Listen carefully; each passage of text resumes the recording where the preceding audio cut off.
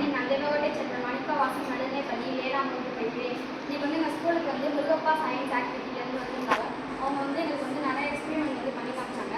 அதில் எனக்கு பிடிச்சது நம்ம உங்களுக்கு செஞ்சு காமிக்க போகிறேன். இப்போ அதில் என்ன பார்க்க போகிறோன்னா, நீரினோட பருமன் மாறாது. ஆனால் நீரினோட வடிவம் மாறுறது செயல்பாடு மூலமாக நம்ம தெரிஞ்சுக்கலாம். இது 500 ml அளவு ஜாடி, இது 250 ml அளவு ஜாடி, இது 100 ml அளவு ஜாடி, இது 50 ml அளவு ஜாடி. இது எல்லாத்துலேயுமே நம்ம 50 ml தண்ணி ஊற்றிருக்கோம். ஆனால் இது கொஞ்சம் அகலமாகவும் அது அகலமாகவும் ஹைட்டாகவும் இருக்குது. இது கொஞ்சம் அகலமாகவும் கொஞ்சம் குட்டையாகவும் இருக்குது. இது கொஞ்சம் இந்த இதை விட கொஞ்சம் அகலமாகவும் கொஞ்சம் ஹைட்டாகவும் இருக்குது. இது ரொம்ப அகலமாகவும் ரொம்ப சின்ன அகலமாகவும் ரொம்ப குட்டையாகவும் இருக்குது. ஆனால் இது எல்லாத்துலேயுமே பருமன் மாறலாம். ஆனால் வடிவம் மாறி இருக்குது.